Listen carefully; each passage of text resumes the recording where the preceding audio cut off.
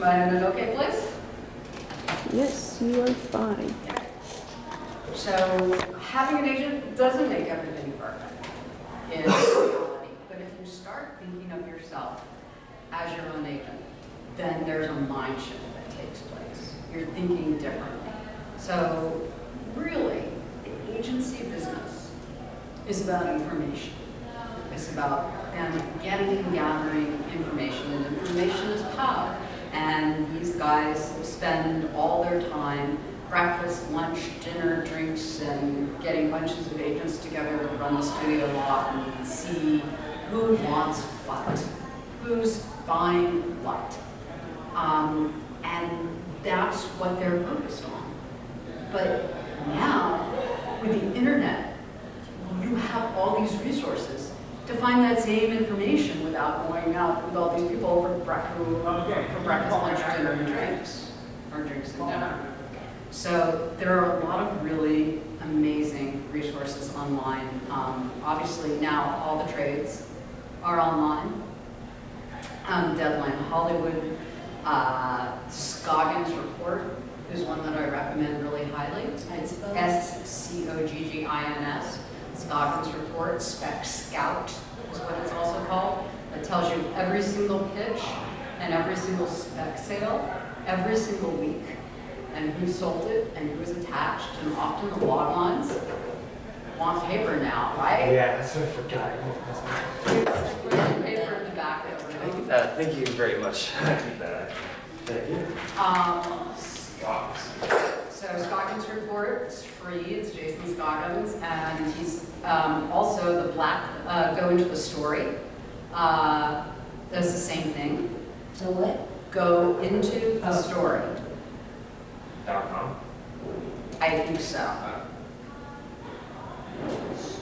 And they're putting out free information, and it is fascinating. I absolutely am not a statistics fan, and you're seeing, and these numbers are fascinating. So you're seeing what's selling, who's selling it. You're seeing it by genre. You're seeing it by studio. You're seeing it indies. You're seeing what agents sold what. You're seeing what managers sold what. You're seeing who was attached. You're seeing how long even it was out in the marketplace, and when they have them, you see the log lines.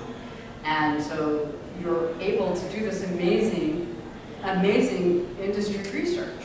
So if you did that, for instance, you would know that dramas don't sell as specs. Why? Because most drama movies that get made start out as books. So if you're trying to be really commercial, you might look at the genre, you might start by looking at the genres that sell. You can see all of that. It's fascinating when they do year-end stats, and you can see, so you can see what managers are doing what agents are doing what. It's a huge amount of information. There's a lot of interest in finding out about studio deals. If you're trying to sell to studios, so studios make deals with producers, with actors, in the olden days with writers, but now mostly it's producers and actors. So why do they make deals? We give these people offices and charge numbers to the lots, and fax machines and chips and coffee and all of the stuff to run their offices, because they want to make money, and they give people deals who had made money for them or for somebody else recently, in the hopes that they'll find new projects together and work on them and make money. So if you're reading Variety and Hollywood, you'll see whose deal is new, because a deal lasts from 18 months to 5 years. And if I'm a studio and I don't start buying projects for you at the beginning of that time, then I will have been paying your overhead and your executive salaries and everything, and all of this. At the end, you have nothing to show for it, right? Because the whole purpose of me making the deal was because I wanted to make money, right, from the studio. So you see who the people are who the studios are buying for.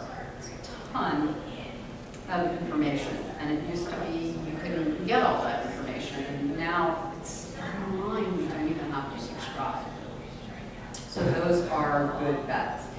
And if you're thinking about being your own agent, you're that shark who's constantly swimming forward, and your job is to eat up information. So everybody wants to know how to get an agent, right? How to get an agent, how to get an agent.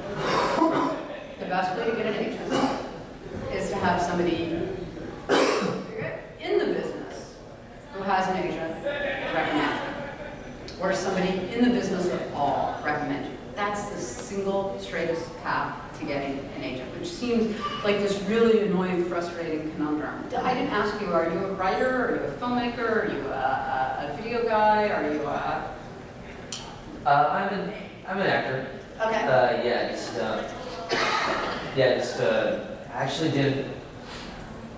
I've always wanted to do it, but my dad kept telling me, it's not a. It's a risk. It's it's like 100, like a million, one in a million chance to make a career out of. But that was a long time ago. Sure. I just wanted to know what kinds of things you're interested in. Oh, okay. As we talk. It's just basically, mainly an actor, but I enjoy very much writing. I enjoy filming. I enjoy pretty much as long as I'm entertaining someone, really. So. Okay. Yeah. So this is the horrible conundrum, right? If you need an agent, you have to get somebody inside already to recommend you. So let me tell you how to do that. Right? This was telling you how to do that. Here's the first secret of that part. Aim low. Right? Hunt for the people who are hungry. So they're the people who need you. They're the people who are trying to advance in their careers, and they are starving to find new talent, to make their mark, to find the next big thing, the next big writer, the next big filmmaker. They actually need you. So if you're after the 3,000-pound gorilla cliche, you're going after the people who don't even have time to think about you. You need to go for the people who are hungry. So that means you have your very best shot with newly minted executives. What if you're reading the trades and gathering up all that information, you realize, you learn who's just become a story editor or development associate who's just been promoted. They're hungry. They need to be able to oh, look what I found. Look, boss, right? The cat that kills the mouse and brings it back to the owner, that's what they are trying to do. And they're going through searching tons of material, trying to find that to make their mark. They're hungry. They newly minted agents and people who are assistants at agencies are people who are looking to move up. See, it's like, high tide lifts all ships. People in the industry move up together. So you want those people who are looking to move up. They're the ones who have the most to gain from discovering you, right? So the big fish is not hungry. He's busy. He's worried about his projects. He is not looking for new talent. You aren't going to get them. So you might go, well, this is the big fish. Who's the hungry minnow down at the bottom? You need to know what the big fish wants, because it's the guy at the bottom's job to find it. So you shouldn't be approaching anybody who isn't hungry for what you have to offer. Right? So I'll tell you a quick story about that. My friends at Pixar many years ago told me that someone came in and pitched them a story about toys in an attic that came to life. They probably thought they were being punked. They were probably looking for the hidden cameras. I couldn't believe that somebody would come to the home of Toy Story and pitch a story about toys to the top people. That doesn't make any sense. Joel Silver. Joel Silver's the biggest action producer of all time, right? You wouldn't go to him and pitch him a story about a 12-year-old girl's coming of age that's very moving, because that isn't what he does. So think about what the big fish wants and find the little guy who's trying to find it for it and match it up. Okay, so what happens? So you follow this formula, right? You're doing your homework, you're reading online announcements about people who are getting promoted, and you're targeting those hungry executives. So what happens? You find the hungry executive, yes? and they're interested in your project. They like your writing. They are the people who are going to be more motivated than anyone else on earth to get you an agent. Why? So, eager young executive, as they're moving up, needs to do two things. They need to find movies. I'm just going to use movies, right? And they need to build relationships. Two things that run the business: material and relationships. So they find your terrific material and they take it to young, hungry, up-and-coming agent who needs clients. And now he has one where there's somebody who's interested in it. See how everybody is benefiting? So when that works, when you bring the young, hungry executive the project that they're excited about either making or excited about you as a writer, and you get them to help you get an agent, it's what I call win, win, win. Because every single person in that triangle comes out a winner, right? You're ecstatic, you have a production company interested in you, and an agent. The agent is happy, they have a client. The executive looks good, they found some this wonderful new talent, right? And it keeps working its way back around. So the agent, in appreciation for the executive, having turned them on to a client, next time they have something from somebody else, they'll make sure that the executive gets a crack at it. And it just goes round and round, and everybody's happy. And that's like matchmaking. That's like film industry matchmaking. And I'm sure that I'm just a film industry person, but I'm quite sure that it translates into other fields like books. So everybody's hooked up, everybody's happy. So at the beginning of my career, I was fortunate enough to work as a junior development executive for writer-producers Barri Evins and Ray Gideon, guys who did Stand By Me and Starman and Mr. Brooks. And they landed their agent when she was a young agent's assistant, the beginning of her career. And that's when they got her. They stayed with her for 20 years as she became one of the hottest agents at CAA. And they would be with her to this day, but she left to be the president of a company of a 3,000-pound gorilla. But you see what I'm saying? That everybody moves up together.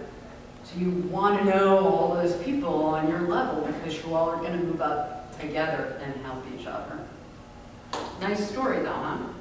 Okay, number 2. You can't get a job without experience, but you can't get experience without getting a job. Right? Actor's dilemma sucks. It's the awful truth.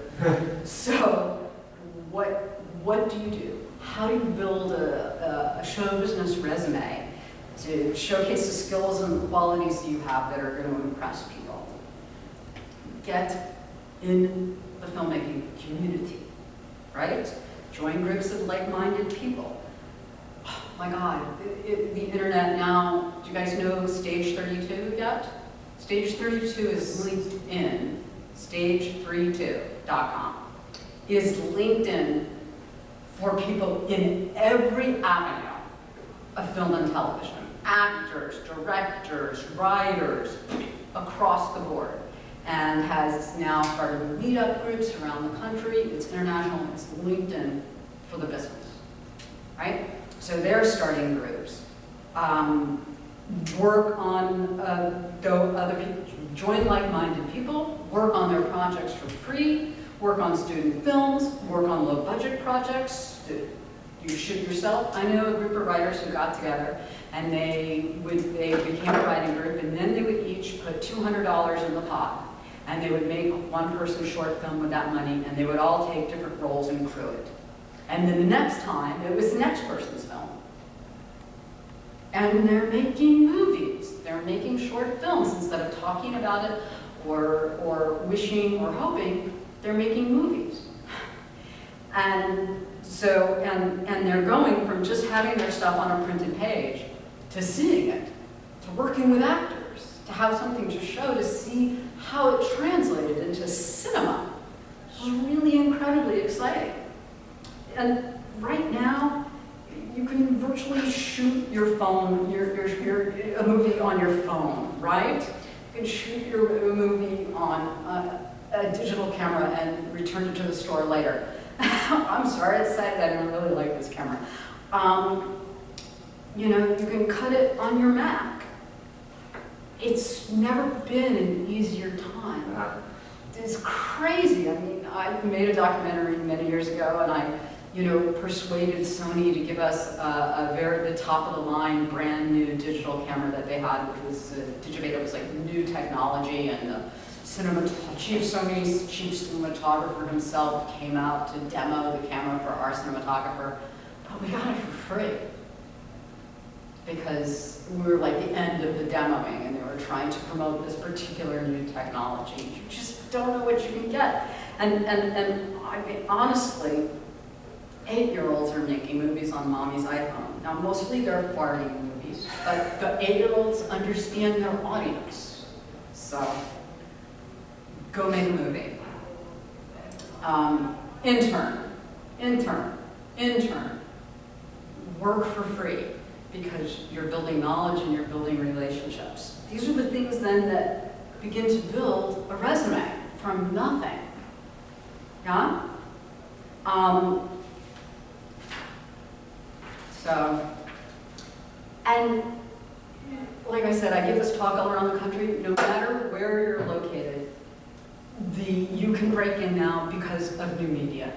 New media has, it's not only changed the landscape, it's still changing it so fast that I can't even keep up with it, and I updated this lecture this morning, literally. So it's an entirely new world, right? Starbucks needs content. Their Best Buy was going to do a channel. Doritos is like, you know, your commercial can be in the Super Bowl, right? You know, Hulu and Netflix are hungry for original content. The hunger for content has never, ever been stronger, yeah? I mean, NBC, so if it's TV, NBC is now running a contest for comedy pilots, and the judges are from SNL, and you get mentored, and you have a chance to get your pilot on the air. And truthfully, none of these people are doing this out of the goodness of their hearts. They're hoping to discover the next big thing, right? So there were never TV writing contests before. And now, there's all kinds of things popping up. Plus, there's writers' mentorship programs and things like that, right? The Nickelodeon, the Warner Brothers writer program, where you get mentored and you learn from experts and you're on the lot. It's crazy. Go out and make something simple to show that this is who you are and this is what you can do. But if you make something short and sweet, make it short and sweet. Meaning, it's a great story with a beginning and middle and end. It's visceral, it's clever, and it's fresh. And that is a path that never existed before. There were short film festivals than there ever were before. Used to be short film, that's very nice, nothing you can do with it. But people have launched careers that way. Sean Levy, who directed, 2 nights at the museum, Cheaper by the Dozen, tons and tons. He's a huge director now. I met him right after his half-hour short won the Chicago Film Festival, because it was really good. It was a cut above, and it showed him off as a director, that he had elevated the film above the sum of its parts. And it launched his career, and it's why he wound up specializing in children's stuff. He started in children's television, and he's moved on to have the career that he wanted. The cream rises. Okay, so you've done all these things. You've worked for free, you've worked for little, you've shot your own stuff, you've worked on other people's things, right? So now you have to, if you're trying to get a job, you need to do a resume. And I have a very groovy resume tips to hand out, so that you don't have to feel that you have to take notes. You may, but I'm going to give you kind of the bullet points, because one of the things I do, and I do it for all my interns, is I help people make their resumes let me tell you about, there are certain things that a film industry or, this kind of an industry, resume is a little bit different from a traditional resume. Conventional wisdom doesn't really apply. I'm not interested in seeing a goal or objective at the beginning where I would like to help make the world a better place through my films. That might be great in another career, but doesn't fly in this business. So, you want the job. You're gonna be great at it. That's all I care about. I really don't care that you're hoping to end world hunger through a movie. I would support you personally, but I'm looking for somebody who meets my needs, not your needs. Any employer is looking for somebody who meets my needs. So like I hired the guy who I was skeptical about one time because he said to me, I'm gonna be Radar O'Reilly. Probably too young to get that reference, but it's from MASH. He's like, I'm gonna know what you need before you even know it yourself. And I'm like, okay, sold. That's what we really want, truthfully. That's really what any employer wants, but for sure that's what we want in this business. So in this business, one of the important things is to drop names. I want to know who you've worked with. Because, there's William Goldman's famous statement about the film business, nobody knows anything. Well, my corollary to that is because nobody knows anything, which is very scary, nobody knows what'll happen or how things will work out, then we would like to at least be surrounded by people that we know. And if we can't work with people that we know, well, we'd like to work with people that we know. So I'd like to know who you've worked with, because maybe I know them. So I teach my interns that not to say that they worked for B movies, BE movies, but they worked for Barri Evins, because people will go, oh, I know her, blah, blah, blah, she's that really cool, whatever, right? So you drop names. Job descriptions are really important, and it's your chance to show your skills and your qualities. So they should be extremely well written, and I talk about using action verbs that show you off as a dynamic, moving forward, able to take charge and responsibility person. They give you a whole list of action verbs. Cool stuff first. People have an amazingly short attention span, and it's not just us people in the industry, it's people in general. So I have a friend who is a career counselor, and she's an MBA, and she said that the amount of time she would spend on a person's resume was the time from when she pulled it to the fax till she got to her office. And she was done. So cool things first. And the important things should stand out. I shouldn't have to be getting into this little tiny, tiny print to try to figure it out. What you've done that's impressive. So if you had a job where you reorganized the filing system and created implemented an internship program and you managed research on a project, that should be before you ordered office supplies. Because really, anyone could order an office supplies, right? But the dynamic leadership driven things you did should come first. Don't expect somebody who's going to keep reading and reading and reading and get to the good stuff.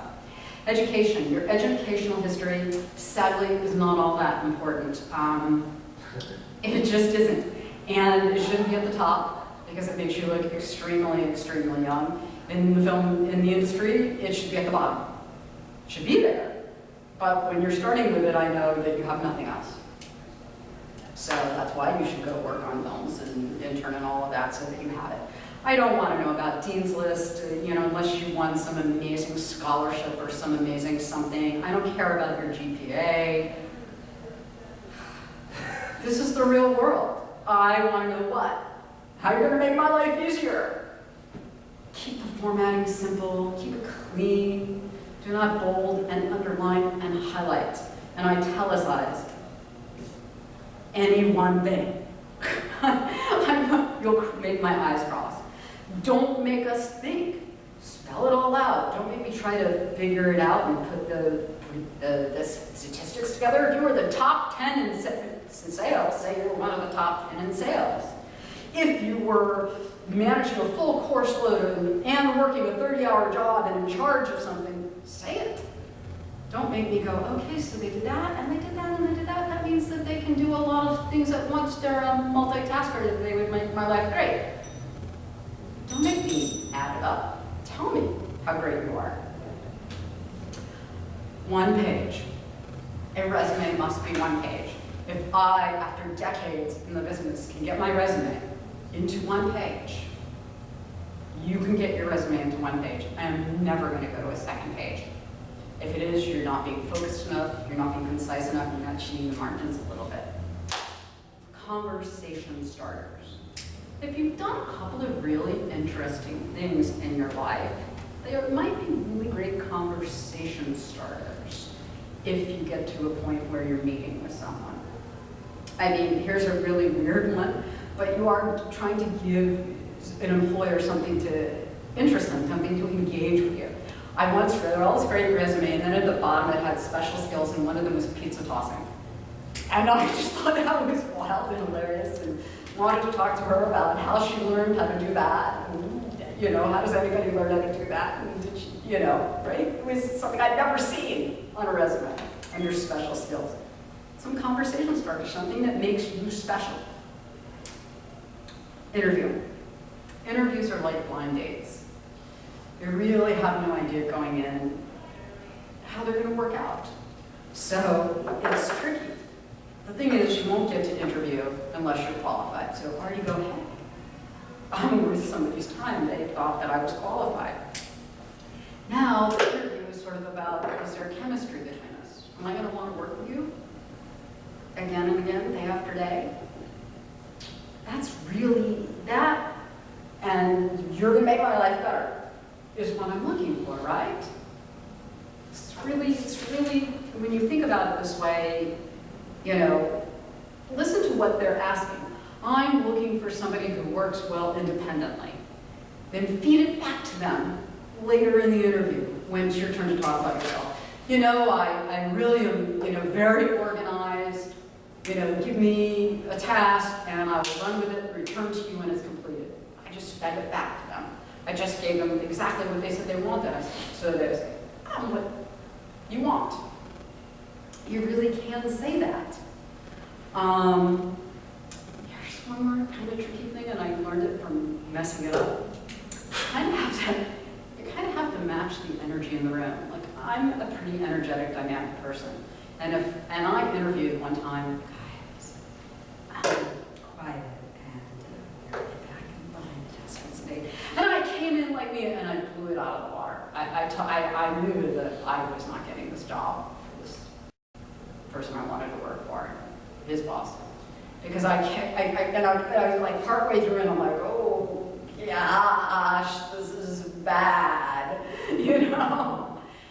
But it's something I don't think people talk about, but you're going to have to think about that. Matching the energy in the room. You still need to be upbeat, but can't blow the other person out of the water like that speaker's commercial.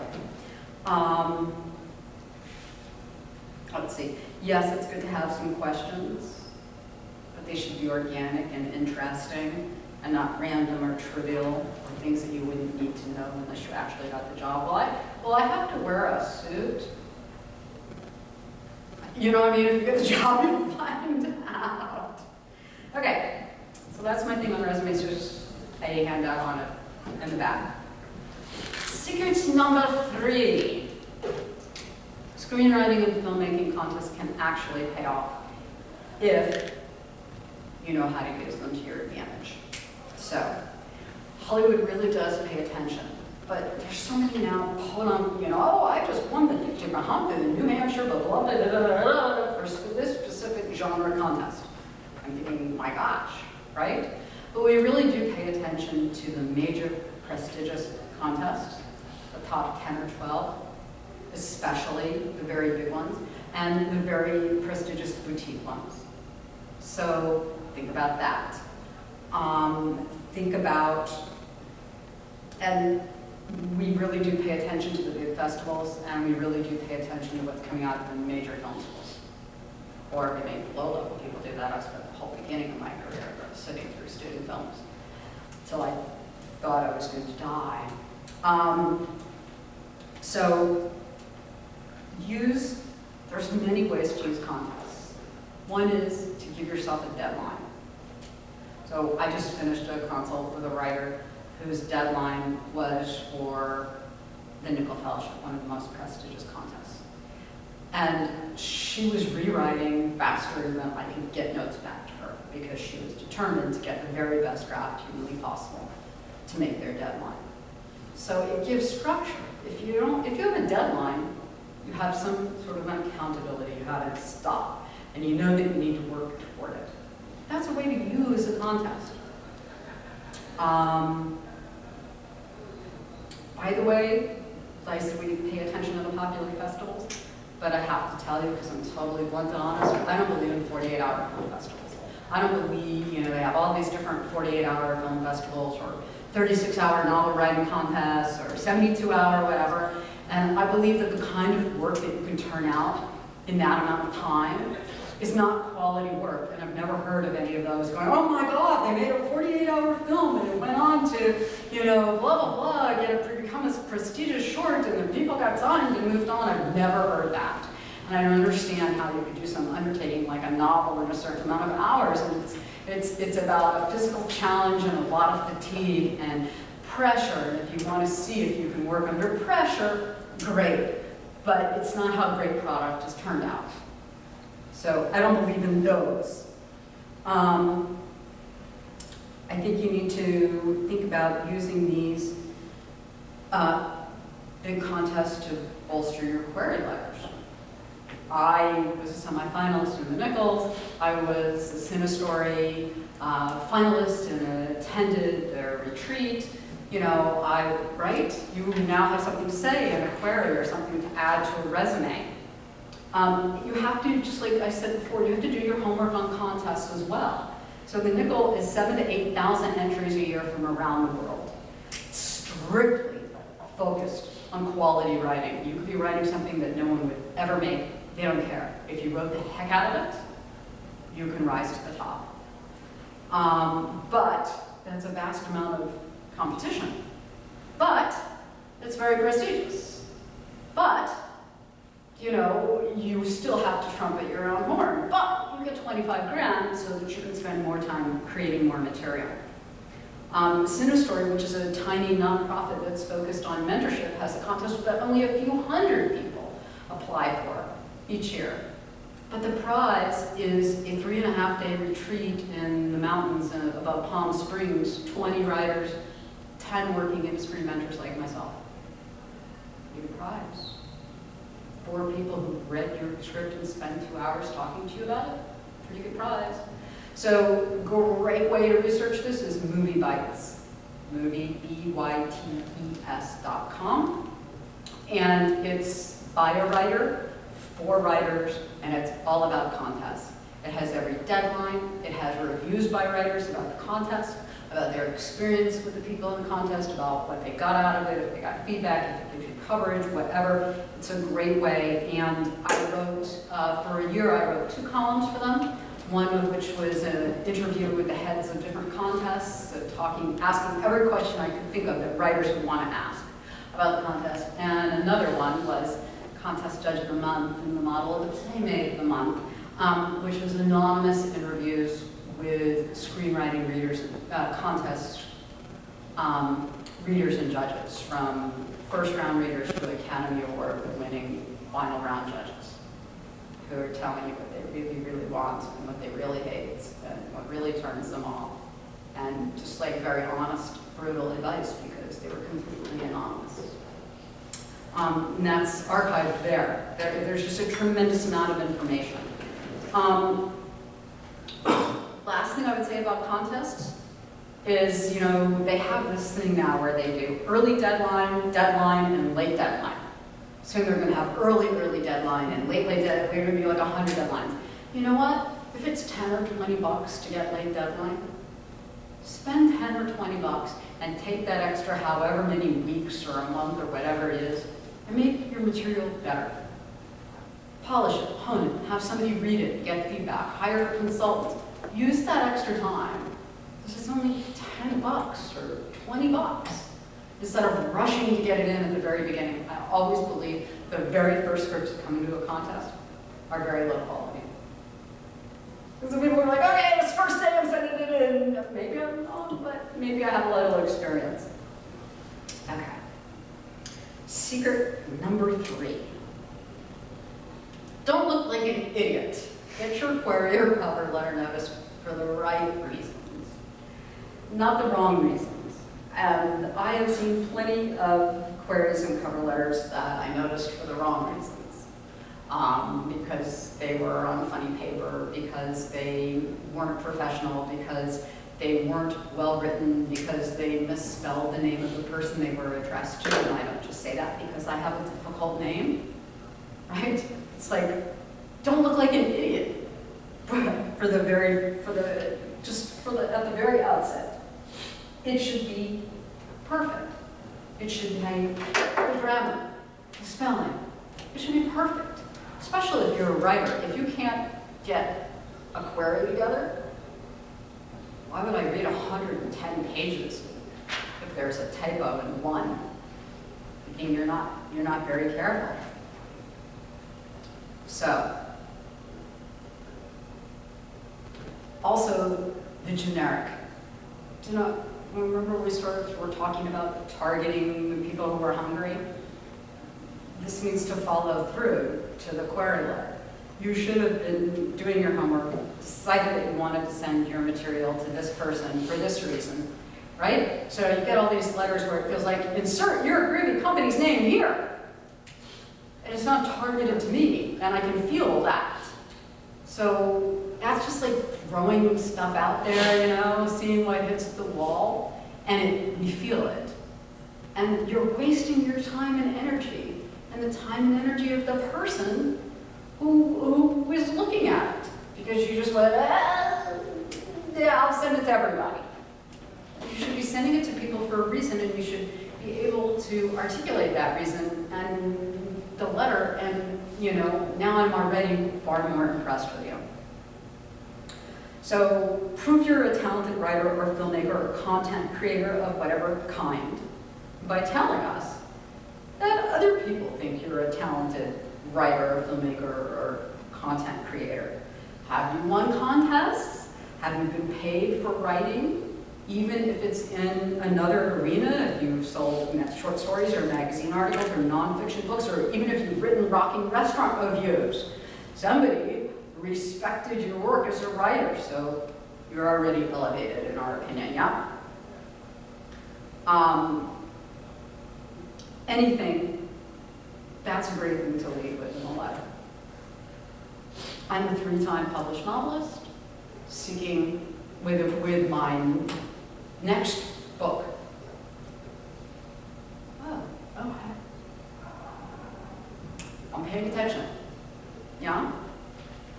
Prove you're a storyteller, right? So this conference is all about storytelling. Show us that you can string together sentences and build perhaps even paragraphs. This is a writing sample. I'm telling you, this is a writing sample. You're trying to tell us a story on a single piece of paper. The story of what you're trying to get us to buy, or the story of who you are and why I would want to have you in my office.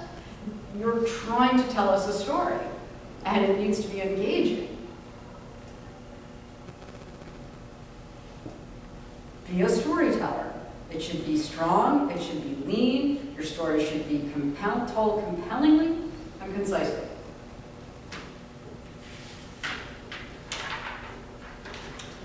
Prove you have something that the letter receiver wants, either to make if they're a production company or to sell if they're an agency, based on all the research that you've been doing.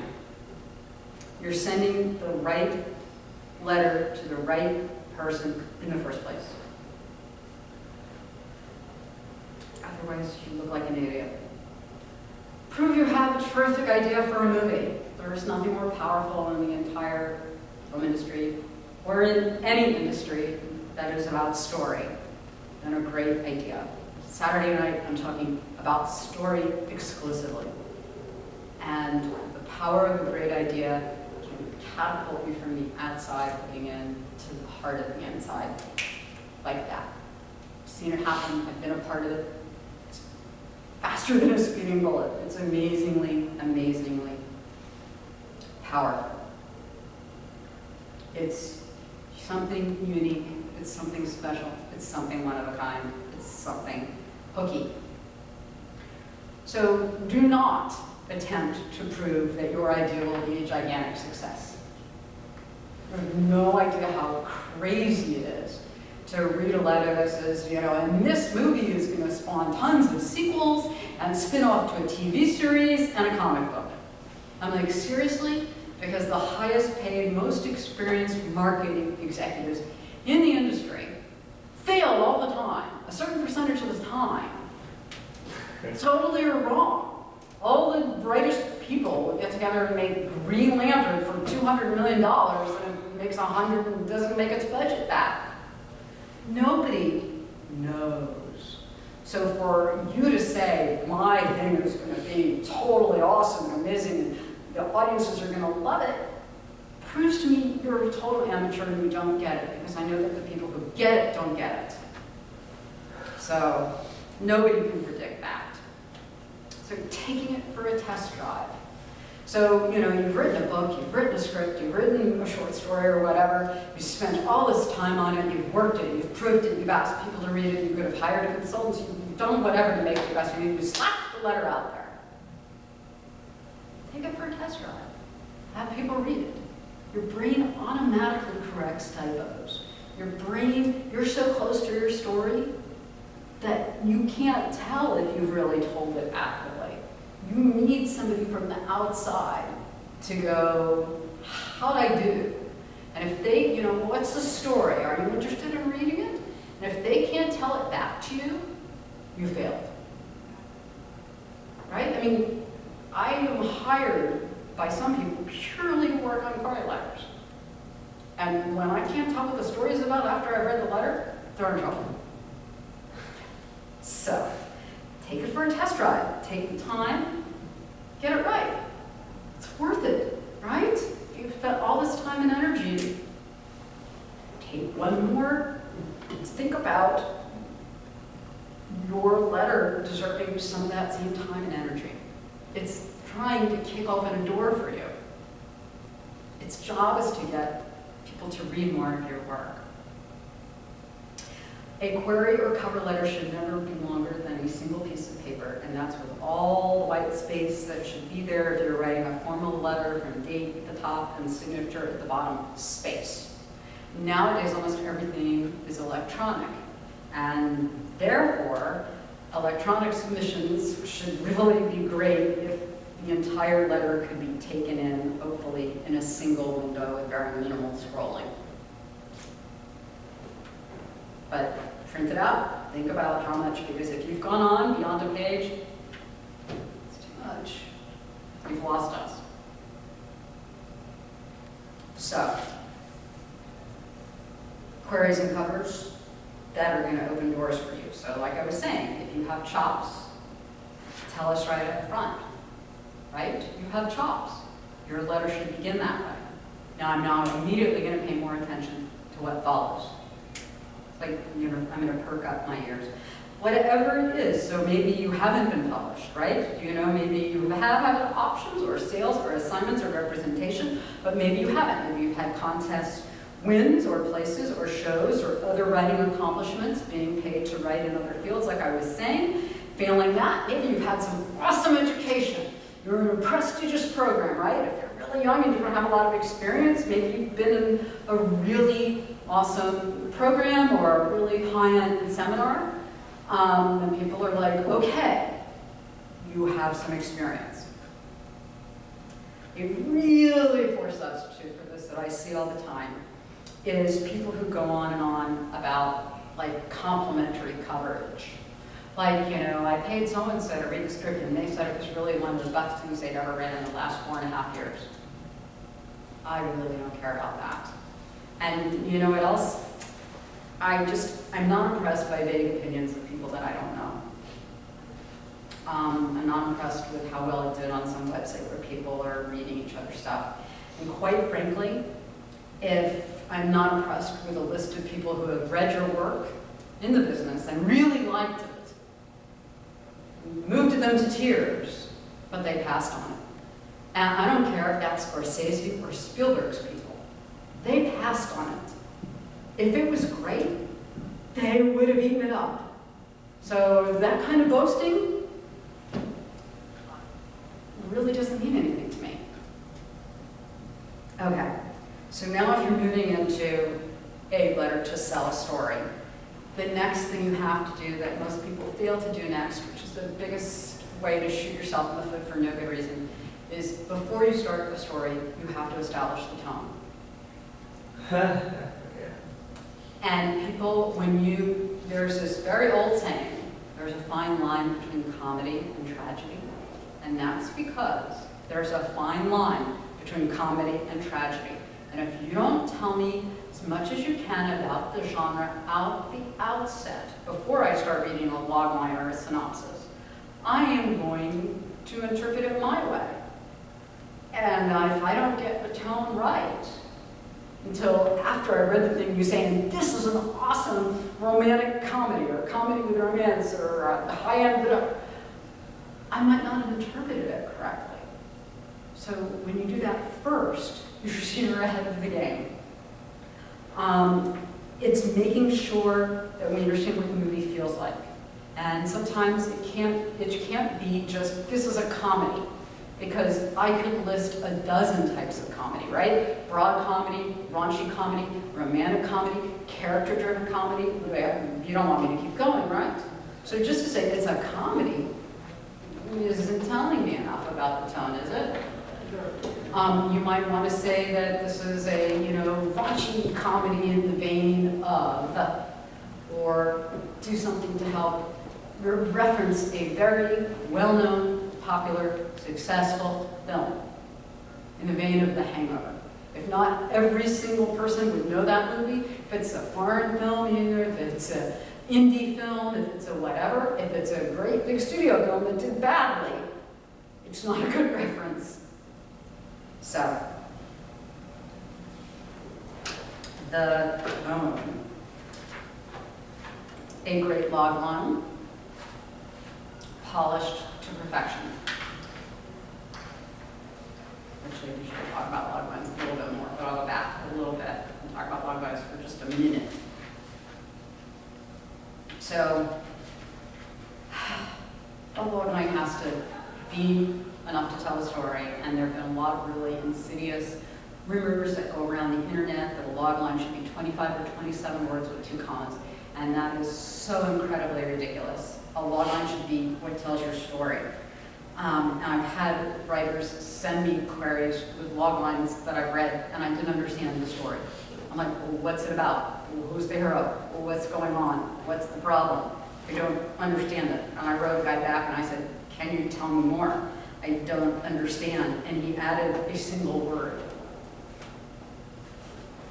And I couldn't figure out who the hero was, and I couldn't figure out what was going on, and I asked more questions, and finally this guy broke down, and he gave me 2 sentences that pretty much made sense. That is ridiculous. If I hadn't been in a particular mood at that particular moment, I never would have spent that much time. And nobody else would. I'm a teacher as well as a producer. But crazy, right? So what makes a great log line? It conveys the hero, their flaw, their conflict, a tangible goal, the stakes if they fail to achieve it, and it promises more. It's like a coiled spring that's going to explode. You can feel it, right? So let me give you a 29-word, 2-comma log line that you might recognize. When a gigantic great white shark begins to menace the small island community of Amity, a police chief, a marine scientist, and a grizzled fisherman set out to stop it. That's IMDb. Now let me give you my version of it. A horror movie. When a great white shark terrorizes a quiet New England beach community, the town's police chief must overcome his fear of the water and join forces with a grizzled shark hunter and an oceanographer to hunt it down to save the town. which is visceral, which had extraneous information. Do I really need to know the name of the town? Does it have anything to do with the story that I need to know? Which gave you the best sense of the feel and the tone of the story? Which made it clear who the hero was, and what was at stake, and what his problem was? Great logline. Great logline. Synopsis. I never ever recommend including a full synopsis for something that you're submitting. Like, and by full synopsis, I mean a page or longer. Why? Because you've just made it easy for me to read one page instead of 100 or 300 or whatever, and reject your material. If somebody specifically asks you for a synopsis, you're stopped. You have to provide them with it. But otherwise, the synopsis part that follows the log line should be brief. It could be 2 extremely short paragraphs of a few sentences maximum. That goes on to further clarify. The entire query should only be a handful of paragraphs, right? This is who I am, this is what I've got, this is a little more about it. This is why I'm sending it to you. It's just too easy for us to just reject it. Don't provide a synopsis unless it's asked for. And the last thing is, give it away. You know, one of my guys who was trying to follow the 25-word logline rule and did a rewrite explaining, well, I had something like this originally, but I felt like it gave away too much of the plot. I'm like, okay, your idea is to tell me the story, not just intrigue me and be coy and buttoned up and shy and make me interested. You have to show the story off. And when people don't want to tell you the cool thing about it, the thing that makes your piece unique and special and wonderful, you're killing yourself. Because you think you'll be able to flirt enough to make me want to read it. I need to know the cool thing. I call those people who won't tell you the cool thing at the end. They go, do, like, you know, in a scary movie, something's coming up. But I don't know what's going to happen. I mean, think about it for a second. I mean, if you've got this amazing ending or this incredible twist, give it up. Right? Do you think that you could have sold The Sixth Sense on a gotten me to read it without telling me, and he's dead? You think you're going to, well, there's this guy, and he's a child psychologist, and then he gets his case, and the kid that you, right? Without telling us the twist? You couldn't have gotten me to read it. You know, or The Usual Suspects. I just ended do instead of in the end. The detective realizes, right? Gotta give it away. So, can query letters actually work? Well, Andrew, who's been through my query letter grist, has done well and built relationships. But here's my favorite story. The late Tom Jankowitz, the writer, was a substitute school teacher in the Midwest when he wrote Grosse Pointe Blank. And he was probably the gentlest and tallest person that I have ever met. He was like 7'4" and a really lovely man. And what he did at that time was he started, in between writing and teaching, reading the trades religiously. And gathering on, it's way easier now, and gathering up all this information on who had deals and who was looking for projects and who might be a good match for his project. So when he sent out queries, he was sending them out to people who were hungry for what he had to sell. He wound up, when he reading that Kiefer Sutherland had made a deal and studios were buying things for him and sent a query, and Kiefer Sutherland was actually the first actor attached to that for a time, and even though he wasn't ultimately involved with the movie, he got the ball rolling, and Tom got the movie made eventually. Nice. Number 4. Are we gonna make it to 7? It really, this is my favorite. It really is about who you know. It's a very insular business, but never forget the power of the people who So what does that mean? And so I personally got into the business through my brother, who had been involved with the fraternity and then worked for the national branch of it, and then met the chapter advisor at UCLA of that fraternity, who happened to be a literary agent. And that's truly how I got into the business. Without that help, I could not get a job out of an ad in Variety for which the only qualification was a driver's license. I could not get a reply. So, you just don't even know the people that you know until you ask. So you really have to leave no stone unturned, and you really have to build a lot of relationships and ask. So here's my all-time favorite story. So when I was president of Deborah Hill's company, Deborah Hill's assistant's mother, who lived in Richmond, Virginia, had a friend who had a son who wanted to get into the film business. Can I chart that? If I had a chart, I would chart that out for you, okay? And to make her mom happy, Deborah Hill's assistant took the son to lunch. And she came back and she said, you know, he seems like a good kid, he seems like a smart kid, he seems like somebody, you know, right? Essentially somebody you might even want to work with. A good person, right? A good person to know. And she said, please, why don't you come outside, you know, take a smoke break, come outside, and just talk to him for 5 minutes. All right, I'll come out and talk to him for 5 minutes. So I came out on the sidewalk with him for 5 minutes. And he asked me for a piece of advice, which is always a good way to build a relationship. Asked me for a specific piece of advice, not like, how do I succeed? Or what should I do? Which I get those. He asked me for a specific piece of advice, and I said, which was about paying to PA on a movie, and I said, do not do that. I wound up bringing him on as an intern. And he started out, and we sort of threw him into the briar patch, and we gave him an assignment working on finding comic books and graphic novels, and it was his thing, and he did amazingly well. And he did that for like 2 days, and then we were starting production on the movie Escape from LA, and John Carpenter's assistant called, and she was the first person in the production offices, and she had not been in production offices on a studio, and she didn't know what to do and how to get paper and how to get snacks, which John Carpenter needs lots of snacks, and how to get keys made or anything like that. And so we said, don't worry, we'll send you an intern. So I go to my interns and I go, okay, who wants to go over to the production office, Escape from LA? And these guys all felt like they were learning a lot from me, which indeed they were, and they didn't want to go. But Jeff, who had been there 2 days, was like, I'll go.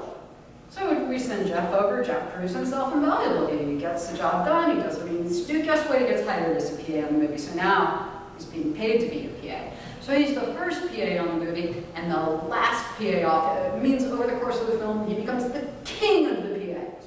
Right? They start, they hire up, and the production, lots of, and then you get into posting, you don't need to do all that many people, and you go less. Stays for the entire production. At the end of the movie, Deborah Hill's assistant said she wanted to move on. Deborah Hill needed an assistant. Deborah knew Jeff. Knew Jeff could deliver. Jeff got the job. There's no ad in the paper. There's no, hey, something on any secret job industry list which exists. Jeff got the job. Okay. Jeff did an amazing job at our company. Jeff was terrific. Jeff wrote great coverage. Jeff worked his ass off. Jeff left funny, ran some note letters about clearing out the fridge. We liked Jeff. And at a certain point in our company, there wasn't a place for him to move up. And so it was time for him to move out. And so we helped him move out. And we started getting him informational interviews at places that he was very interested in. And truthfully, his dream job was always being at Disney.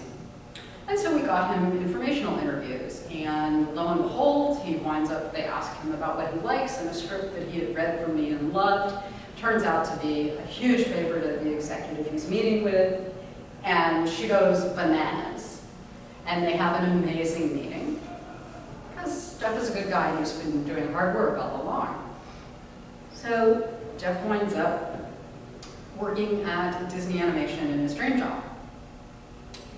Meanwhile, while he's there, while he's working, let's see, I'm going to tell it just in the perfect way. So he works as an executive there. It's his dream. And he starts writing. And when he began writing, I played matchmaker with him and found him the perfect agent that matched his personality and everything. And now, win-win for me, right? Everybody's happy with me, win-win-win. And now he's a screenwriter working at his dream company. He was the writer of Disney Pixar's Planes. And by the way, a very pretty girl that while he had been working for me, I met and hired as an intern, he married her.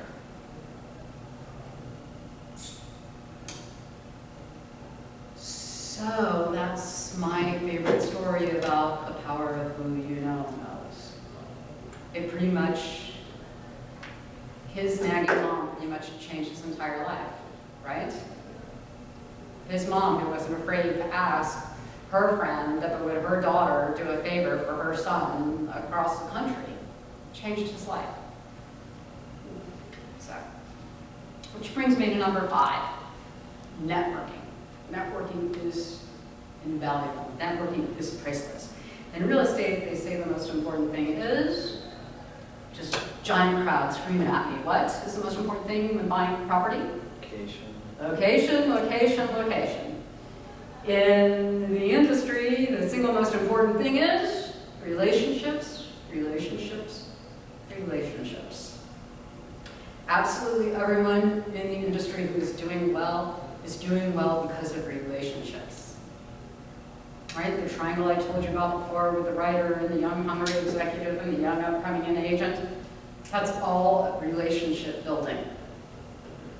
So writers, I found, for the most part, can suck at building relationships. And I don't know a nicer way to say that. They have a lot of other really great skills, but somehow I can't tell you how many times I've talked to a writer who's like, yeah, I was just over at Paramount and I met with this important guy named Mike something. Oh, dude, I can like guess it, Mike or Mark or something. I'm like, what's it, so-and-so? The part of the brain that is devoted to doing some of these things, writers are using in other ways. They're, creating great dialogue or understanding structure, they're writing in their heads, but they're not always good at building relationships. And sometimes they're shy and not outgoing and not comfortable, and it's easy enough to keep a log of who you met. That's simple, take care of that. What comes to being a little more challenging is meeting people in the first place. So you're in an amazing place. You're at a conference filled with like-minded people. And your goal should be to meet a certain amount of people every single day. And make a contact. Not just meet them. Right? So you need to meet them, strike up a conversation with them, learn about what they are interested in before you're like, what can you do for me? Learn about what you could do for them and what they're interested in. Yeah? It's called give before you get. And keep the momentum going. Now that's a gross oversimplification. So, let's start with this. So if I go out after this class and hang out there and somebody comes up and says, hi, I'm Joe, would you read my script? It's like, being a girl at a bar getting hit on at last call. And it happens, and you feel icky and slimed, right? But if somebody comes up to me and says, hey, Barry, I really enjoyed what you said last night before you fainted, and da-da-da, how you doing today? Now you're talking to me as a person, and that's a much better way to start. So people are like, I don't know how to schmooze, I don't know what to do. Well, it's really easy. Look around, see something, say something specific, and go from there. So say you guys both walk out of this class together, and you go, wow, Barry was amazing. She really had a lot of interesting information. I thought that was so cool. What did you think? Or, wow, Barry didn't say a single thing that I haven't seen before. I was kind of disappointed. What do you think? You've started a conversation about something specific that you guys have in common, and you should go from there. And you should exchange information. And you should then do the thing that people fail to do. You have to remember networking is like swinging on a forest through vines. You don't let go of one vine until you have the next, right? Or you'll plummet to the ground. So people like go, oh, great to meet you, shove their business cards and like, I don't know, have business card collections. Right? Follow up. Connect in the real world if you're geographically desirable. Connect in social media. Follow up. Hey, how'd you like the rest of the con? Did you get to go to that thing? That was really cool. Follow up. Hey, I just heard that there's Barri's teaching a really cool seminar in July. Are you thinking of going? I mean, just follow up.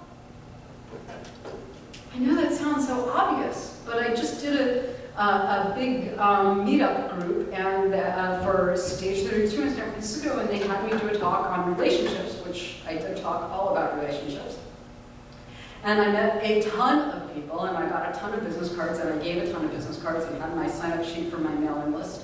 And everyone said, oh, I'm going to follow up with you, we'll do this, and I want to do that, and we'll trade this, and you would be great interviewing on this, and let's do that, and I want this, and blah, blah, blah. And of that jillion people that I met, very few people actually followed up with me, but the ones that did, I met them, I went out for lunch or dinner or drinks with them. I followed up.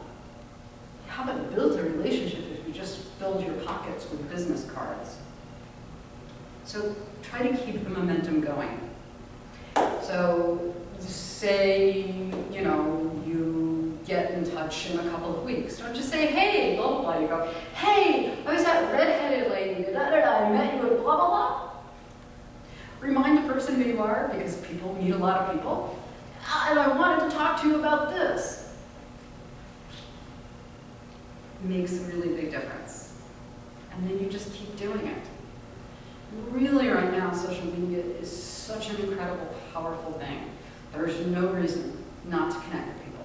Connect with me. You can now text me at 67, if you text ideas1 to 67463, you get signed up for my newsletter, you get articles by me, and videos on how-tos and stuff like this by me, and you know where our free podcast that I'm doing, or where my next seminar is, or where I'm going to be speaking next.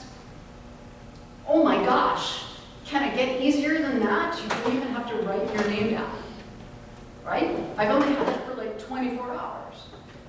Social media right now is an amazing way to connect with people, and if you get very skilled at it, it's challenging, but you can actually build real relationships that way. So I participate in several Facebook and LinkedIn screenwriting groups, and I contribute articles, and then people comment on the articles and say, wow, that was interesting and informative, and I'm like, yes, thank you, because that's what I want to be. I want to be like funny and informative at the same time. So you're telling me it's entertaining and informative, I'm doing it, thank you so much. Or what about this? Or I'd really like to bring the seminar to where I live, and you know, whatever. I always reply.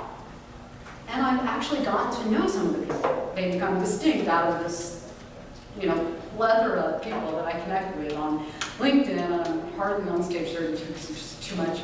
And Facebook. The people become people that I feel like I know, and there's people that I've built relationships with. So I have a guy in Australia who proofs and edits all my Script Magazine articles for me.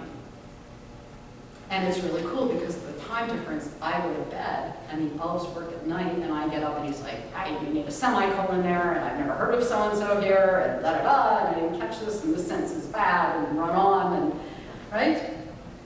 He's giving, right? He's helping me out. But he's moving to Los Angeles next year, and he's going to have 4 killer scripts, and he's going to want to launch his career as a screenwriter. And he has a friend in me. And I've never met him. But we have, you know, I feel like I know him.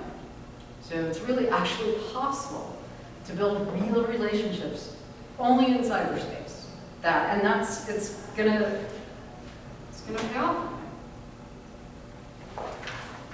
Number 6. You've got your foot in the door, now what? It's striking while the iron's hot. When you do get an opportunity, be professional and be ready to take advantage of it. Do you have business cards? Are you a filmmaker? Do you have a YouTube channel? Do you have a website? Do you have a great elevator pitch? Do you have a great idea? Be prepared. Or don't be like trying to connect with me and say, well, I have the script that I'm still working on and I'm wondering if someday you would read it. If you want to pitch me a script, then you should have it ready to send. Yeah, be prepared. Walk like a duck and talk like a duck. Meaning, take all the stuff that we've talked about so far, all the information that we've talked about, and make yourself sound and act like a professional. If you want me to treat you like a professional, act like a professional. And I will.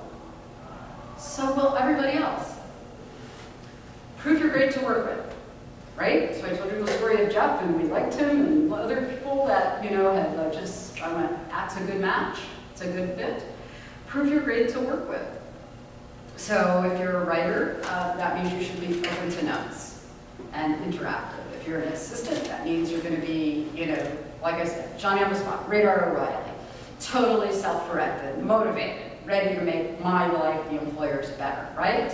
Whatever it is, prove that you're going to be great to work with. So I'll tell you another anecdote, and I'm still going to make the time.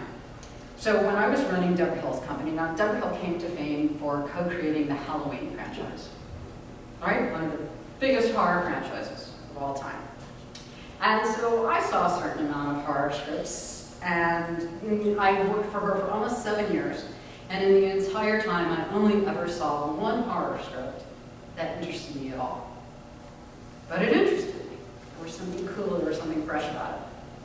And so, I got my junior executive to look at it, and we said, all right, why don't you come in and have lunch with us?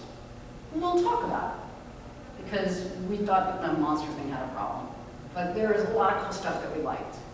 And I hadn't liked anything. Think about how many scripts I looked at in almost 7 years, right? However many years it was at that time. So he comes in for lunch, and guess what? Lo and behold, Deborah does lunch is canceled, and she feels bored, and she goes, I'll go with you. So now this guy is at lunch with me and the junior executive and Deborah Hill, talking about horror script. And we go, we love this, and we love this, but there's this thing, about the creature, and it's not clear, and it's, we don't understand the origin, and da-da-da. And he was like, no way. He wasn't even open to discussing it. Do you think that we wanted to pursue that project? This wasn't about bending to our will, right? Because I want writers to have opinions. He wasn't even open to discussing it. He wasn't going to be great to work with. In fact, when after lunch we threw a birthday party for one of the employees, right? And everyone was like, cake, which was our tradition. He didn't want to come out of my office and join with everybody and have cake. Really? It's not going to be a good working relationship.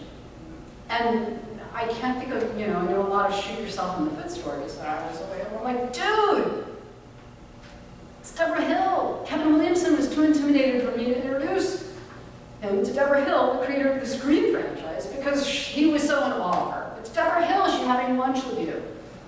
You're not going to, be personable? Yeah. Number 7.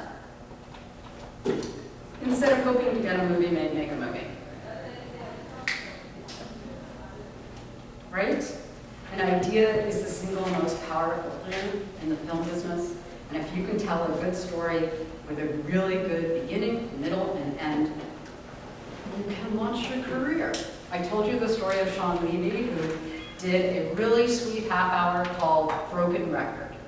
Really sweet, the Chicago Film Festival piece. And has gone on to do Date Night and Pink Panther, Night at the Museum, and trillions of films. But he proved that he could tell a story that was entertaining and charming and touching and funny, visceral, just the word I'm going to use all night Saturday night in my story class, which I hope I'm not alone for. It's never been easier to make a movie. I read this really great article recently by a guy named Mark Foger. He said, why is it the best time in history to write a screenplay? And why no one knows it is. And let's see, so why is it's such a good time such a good time for a screenwriter? The whole path has changed. And it's changed, like I said earlier, it's changed so fast, in the midst of it, I can't keep up with it. The old model was that there was only one path. There was only one path, to write the screenplay, to get it to somebody, to get it to an agent, to get it sold, to get it made in Hollywood. But now there's digital media and social media and so many ways, so many people hungry for content, so many ways to get a story told, that it's much easier. Because there isn't that one path where you are sending things out on written pieces of paper. Yeah? The world is flat, right? You read that amazing book? The world is flat because of the internet and social media. You can reach anyone, you can accomplish anything, you can promote yourself, you can have so many opportunities. Crowdfunding. I have a friend who's now an expert in crowdfunding who is supposed to try to come over today because I think he should come and speak at this conference. Crowdfunding didn't exist until 20 minutes ago. And it's only successful, by the way, as good as a consultant as he is, if you have a great network of your own to start with. So, the guy said, we are in the middle of a revolution and no one knows how it's going to play out. No one knows how to make, no one knows how to make money using the old ways. And now there's all these amazing new ways, right? Netflix and Amazon are making stuff. YouTube is paying people. Everything is changing. So I told you the story about the screenwriting group that was kicking in $200 and making one person's film at a time and taking different positions on the crew and getting films made. So she went from there to the AFI directing workshop for women. And she wrote, directed, and co-produced a really wonderful 16-minute short film called Six-Letter Word, which is about autism, which was inspired by her journey with her own son, but it was not her own story. Very resonant, really spoke to a lot of people. She raised 25 grand on Indiegogo, and she got a really great cast. She got Rumor Willis, the child of Bruce Willis and Demi Moore, who's been acting since she was 5 years old. She got a guy who had done a ton of TV series, and she made a fantastic movie. And it was an official selection at the Cannes American Pavilion for Emerging Screenwriters. It won the Best Dramatic Short Film at the Independent Filmmaker Showcase. It has been in dozens and dozens, I can't even keep up with it, dozens and dozens of film festivals from Hawaii to London. It's still screening. It won 3 awards at the Women's Independent Film Festival. It was showcased at the AFI Promising New Women Director screening, and it won the Jean Picker Furstenberg Award, and now she's writing for the feature version. So, that's my 7 secrets. There's a handout at the back. I thought you said 10. No. Dude. So I rushed through. I thought you were trying to get me to wind up. I was like, oh, I have 10 minutes. I got to go fast through these last couple of them. But I'm happy to do Q&A or talk more deeply about any of those things. Hi, thanks for joining us. Hi. Hello. Hi. I'm just. Hi. So, thoughts, questions, stuff that made sense, stuff that didn't, advice? More talk about networking? Hi, I'm Barri. What are you into? Are you a screenwriter? Are you a storyteller? Are you a filmmaker? Are you into art? What are you into? I am in sort of the digital marketing realm, but Gee, maybe someone on here should network with you. but I'm interested in like moving towards alternate reality games and that sort of storytelling. Yeah, gee, you should be networking with other people here. That's great. That's perfect, because you sort of have you already have a two-way street built in. You know something that you have expertise in an area many people don't, and you want to gain expertise in an area that many people here already have. So you are in an amazing position. Good for you for coming to this convention. Now I hope that you're going to tell me, I don't know where, I don't remember what point you walked in, but now I hope that you're going to tell me that you're networking like crazy, and that you're meeting like 10 people a day, and that you're exchanging cards and telling them who you are and what you're about and where you want to go. And that you're going to not just exchange cards, but you're going to connect with them in social media and or the real world and follow up with them, yes? Well, I know people here. Great. And I need to do more networking. I'm Mm-hmm. looking forward to having a lot more time for that tomorrow. I've been taking one of the courses, the like making stuff courses, and I've been talking to people in there. Did you But I'm do the not part, doing the enough of swinging that through sort the of forest stuff. on vines? Yeah? So one way to do that is after you meet somebody, you go like, who else should I meet? What class did you take that you like? Who was a really cool speaker? Who have you met that you think is really interesting or really smart or really whatever? Right? Yeah. And get them to introduce you to more people. That's a good idea. Yeah. It is. I mean, even for people who have a hard time networking, you are actually, by asking someone to do you a little favor, you're actually making them feel good about themselves, and you're leaving a pleasant taste in their mouth. It's like, I would really like you to, I really enjoyed your talk.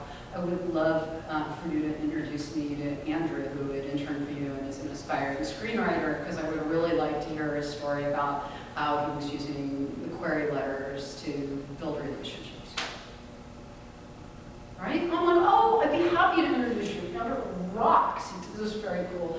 I'm serious, and he just pitched me this other idea earlier today, which for websites, which I think was really cool. He's a really neat guy, very dynamic. You should know him. I'm happy to do you that favor. Right. Right? But do you see how it's like you build momentum, and once you stop feeling awkward or uncomfortable about it, it gets easier.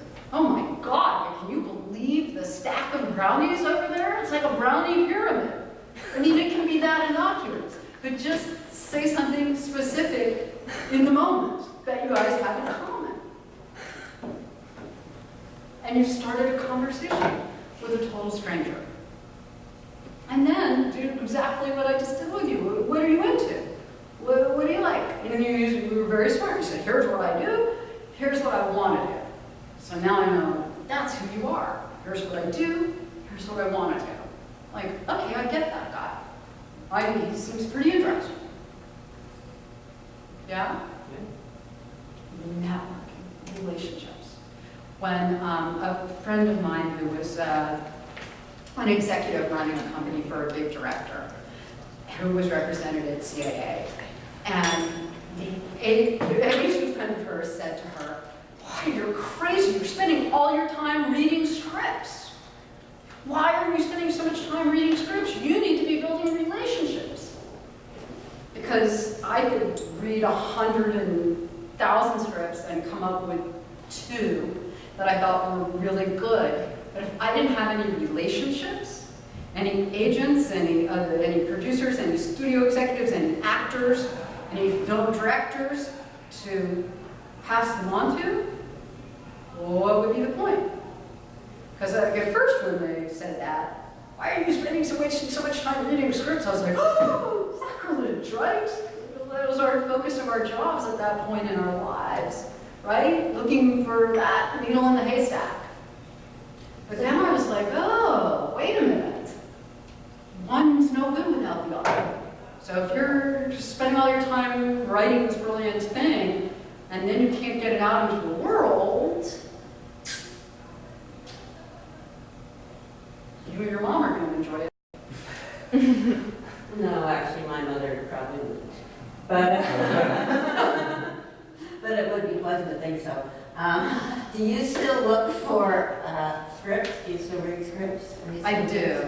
I read in all honesty, I'm the opposite of Mikey. I don't like anything. I have very specific taste, and I've honed and come to understand my taste very clearly over decades of working in the industry, whereas at the beginning I wasn't so clear about it. And I was like, oh, this is who I am, this is what I want, this is what I like. I have clients, I do consultations, and so I read client scripts. I teach seminars, and although part of that's not reading my student scripts, it comes with a year of mentorship with me, and that includes developing an idea. And once in a trillion students, I find an idea and it develops so well, it becomes a project that I'm interested in as a producer.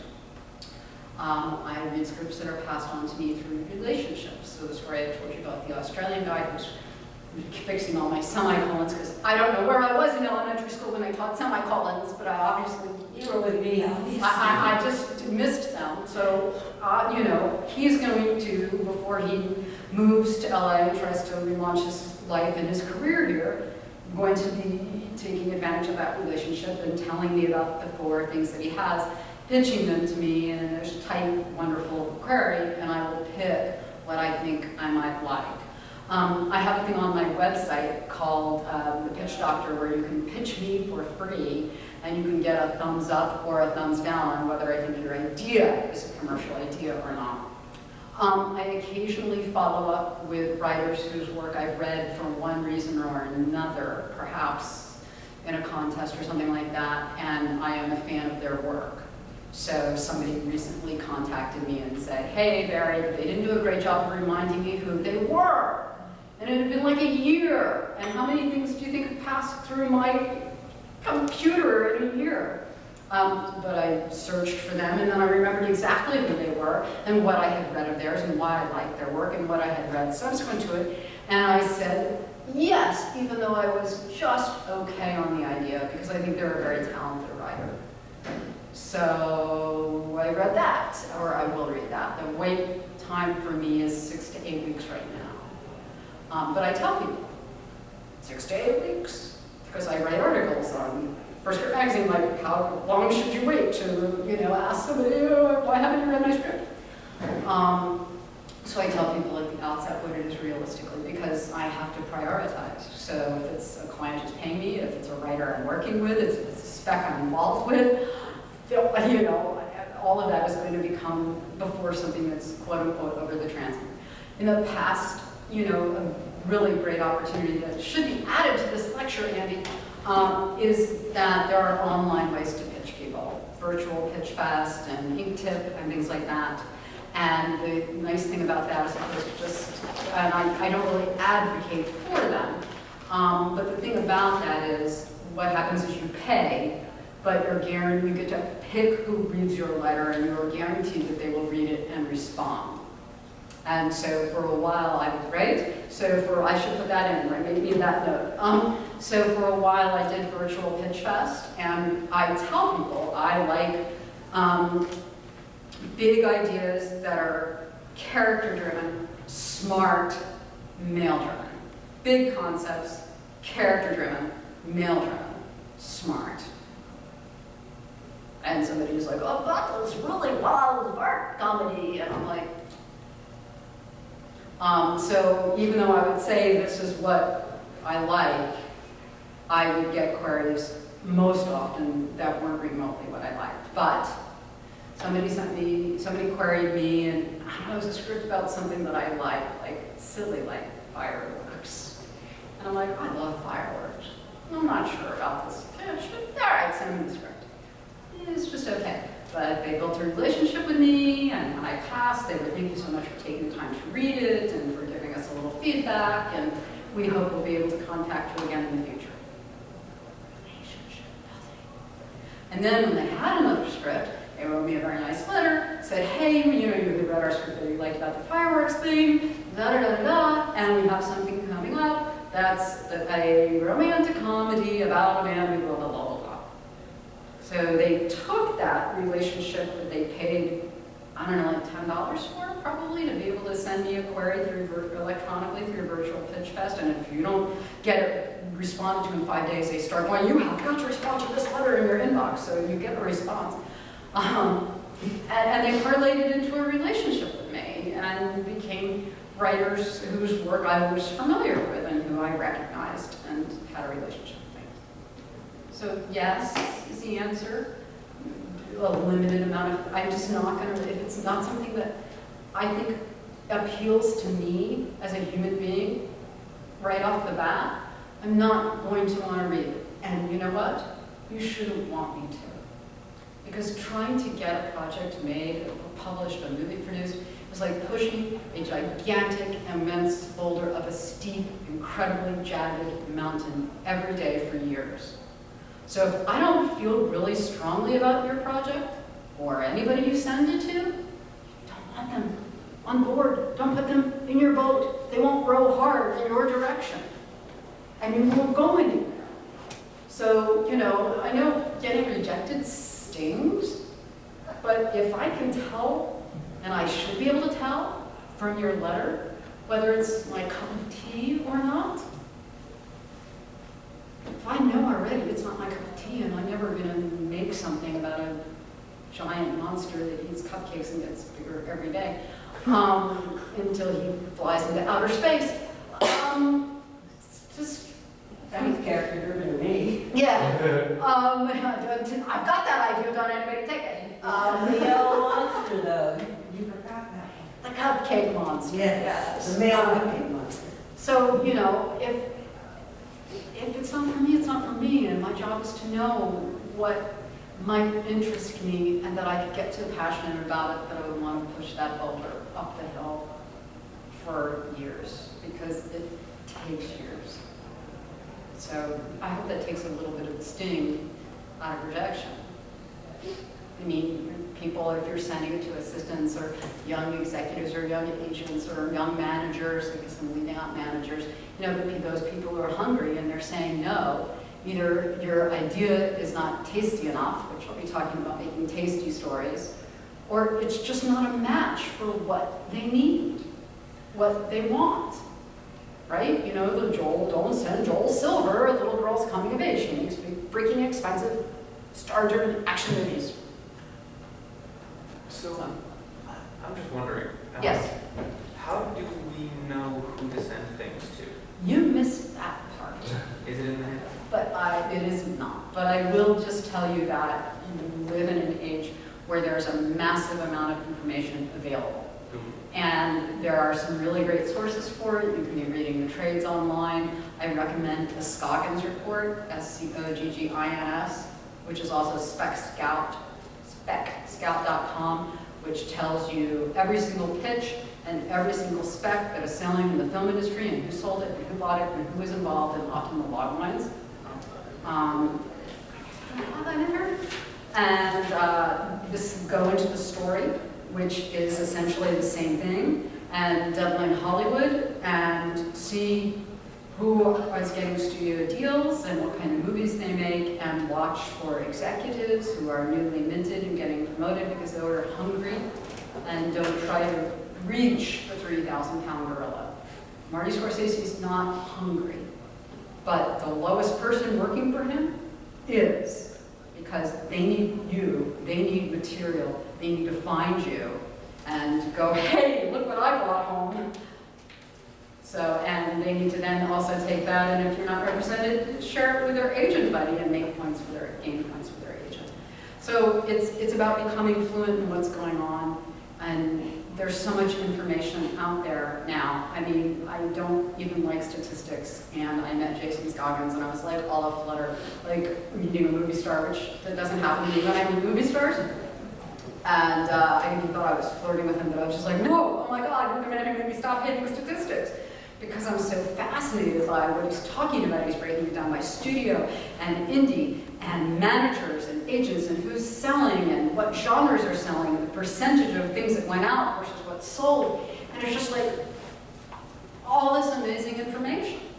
So you're seeing what genres sell and what genres don't sell at specs and pitches. So what I was saying earlier is you see that a very low percentage of things are dramas because Hollywood is buying books to make into dramas because they are mental real estate, pre-existing intellectual property, just like we're doing comic books and franchises, because I don't have to explain to you what The Dark Knight is, right? I don't have to explain, Captain America to you. You already know it. You go, oh, that's what that is. I like that, right? So that's why that's happening. And that's why dramas don't sell, and that's why other genres do sell better. Also, the marketplace is very driven by the foreign market now instead of the domestic market, because foreign box office far exceeds domestic box office, which is a turnover in my lifetime. So things that are going to play on the international scene actually do better, and certain things don't translate as well. So what translates? Action. Bam, bam, bad guy, good guy. Action translates. I don't need to understand the nuances. Slip on a banana peel translates. I don't need to understand the language. But sophisticated comedy is cultural. So I was with someone who had like a German foreign exchange student when Jon Stewart and Stephen Colbert were doing that big thing, rally to restore sanity in DC, and was very excited about getting to go. And she was there, we're like, we're gonna go, this will be great. And we're like, you have to watch The Daily Show. So so you'll know how cool it is and why we're so excited. And so we sit her down, and her English was amazing, right? So it wasn't her not understanding.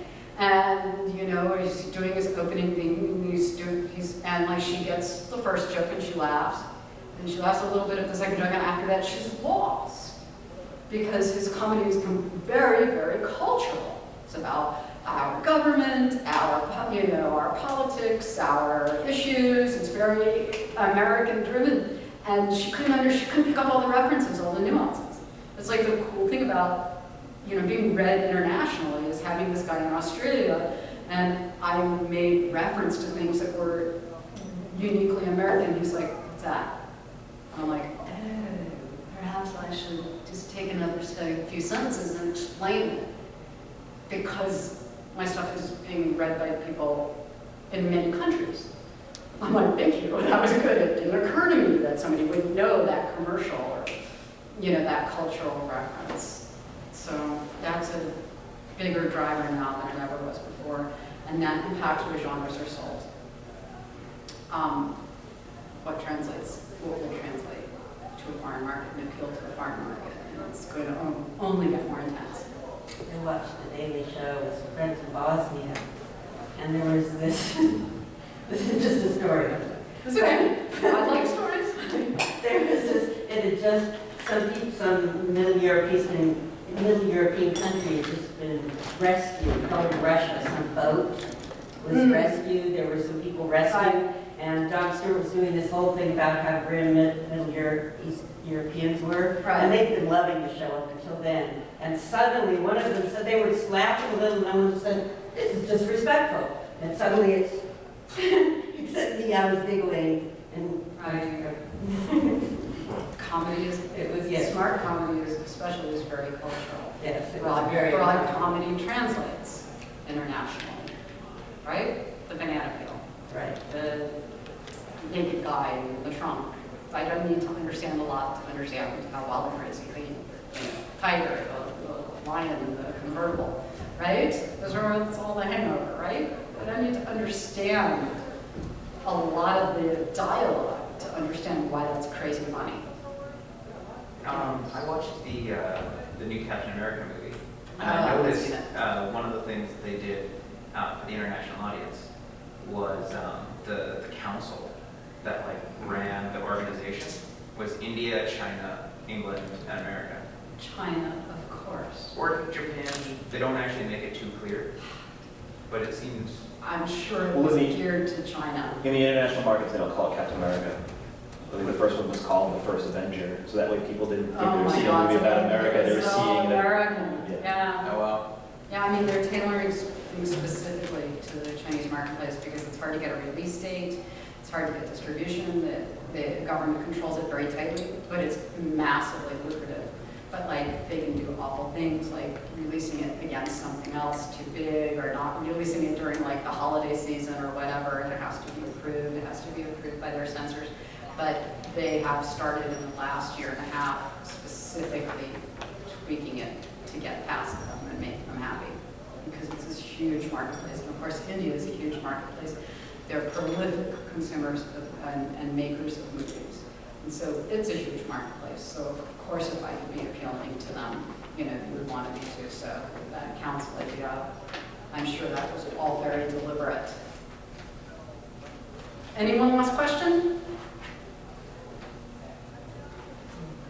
Well, thank you so much for coming. I would love to see you again teaching tomorrow. I'm teaching pitching, and I will have handouts on that, and there'll be more available languages after that. And that's in the afternoon from 4 to 6. 4 to 6? 4 to 6 in the 4 to 6. And then from 8 to 10, I'm teaching. Your pitching class is 2 to 4. 2 to 4, thank you. So tomorrow? Yep. Oh, sorry, Today was 4 to 6. And then tomorrow night I'm teaching a class on story and what makes stories delicious and appealing, compelling, yummy to our brain. Thanks so much, guys. Thank you Oh, so thank you. much. That was Yeah. wonderful. Are you going to wonderful check out time. the writing competition thing tonight? Am I going to Are you what? going to check out the writing competition thing tonight? Writing in storytelling? The storytelling thing? competition?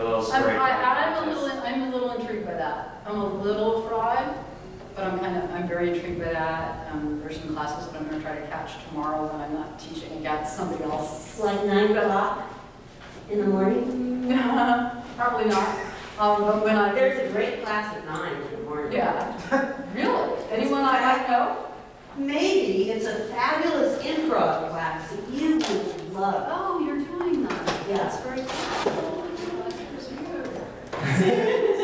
Hard to tell, I know. No, I didn't realize I 9 played in the morning. your name together and But- I saw the class Oh, listing, but I didn't say I didn't the name. No, 9 in the morning for improv, so I thought it was a really actually bad idea for everybody concerned, but I think 8 to 10 on Saturday night for the story class was a bad idea, but who knows? I do too, because I'm lucky to not make it. If I don't make it, it's not because I don't want to, it's because I'm just burnt out off the beat all day. Well, thank you for being so awesome and moving up and interacting with me. And if you didn't text to sign up for my email list, you can sign up for the old-fashioned way by hand. So you did an idea and Ideas one. wait, I didn't, you said that really fast. That's okay, they gave us 30 days. How about this? Oh. You can have the piece of paper. Ideas one, 67463, and it puts you into, you get an email back, a text back for me, and puts you into my mailing list, and you'll know more stuff about what I'm doing next. So all I do is And what I'm writing all I do is 674. You text to 674, That's it? whatever, ideas one. Good, ideas and the number one. When you text that to it, you will get a text back very shortly. And it'll get into my mailing list. See, that's less than 24 hours old in my world. That's how fast technology is changing. My regular sign says, please write immediately, or my intern, like to hand sign up, or my intern will cry. Like, is that a 7, a 1? Is he? So, done. No more writing weekly. Thanks much, guys. Thank you, yeah.